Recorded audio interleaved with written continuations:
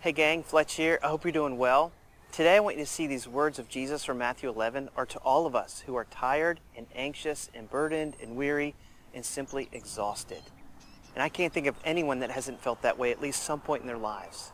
But the question is this the way God intends for us to live? Has God intended for us to be chronically overwhelmed, tired, and exhausted? You know, life can get pretty busy and crazy at times, and we're all going to face difficult circumstances at some point. But is grinding it out day after day really appealing to you? Does it sound enjoyable? It does not sound enjoyable to me. And I think what Jesus is doing is he is offering us some relief, and he wants us to make a shift. And that shift is from us taking the burdens off of us and putting them on him, and he wants to take his burdens and put them on us. You know, the truth is, Jesus actually enjoys taking our burdens. You know, Hebrews tells us that it was for the joy set before him that Jesus endured the cross. So not only has Jesus taken the burdens that life brings us, but he's taken the burdens that we've brought upon ourselves through our own sin and rebellion. He's taken them off of us and he's placed them upon himself. And what has he done?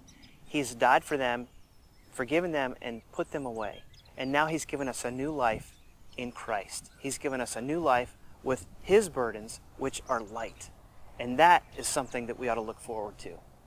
Hopefully you've taken advantage of Jesus' offer to give over to him your struggles, your burdens, and your exhaustion. But what about your friends and neighbors? Don't you think they're feeling the same way? I mean, after all, they live just down the street.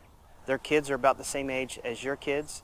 Don't you think they would enjoy someone coming alongside them and saying, hey, let me take your heavy burdens upon myself, and then I will give you my light burdens? You know, the message is for us, but it's also for our friends and neighbors. And that's what Jesus has called us to do, is to take this message of grace, this gospel, this good news, and share it with our friends and neighbors.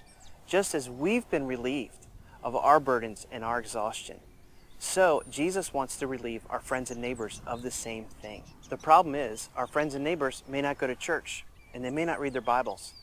So they don't even know what Matthew 11 says. So how are they going to know? Well, here's the question. What if? What if you decided you were going to tell them? What if you decided that you were going to tell them what you've experienced in your own life and how Jesus has transformed you?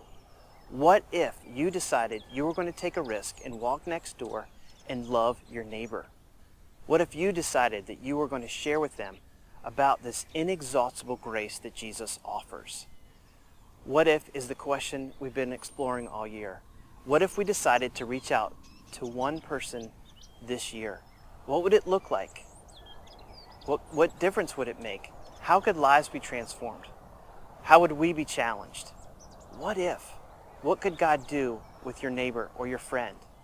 How could their life look different? How could their family change? How could they experience the abundant life that Jesus offers in John 10:10? So the question I'm going to leave you with is simply this: what if?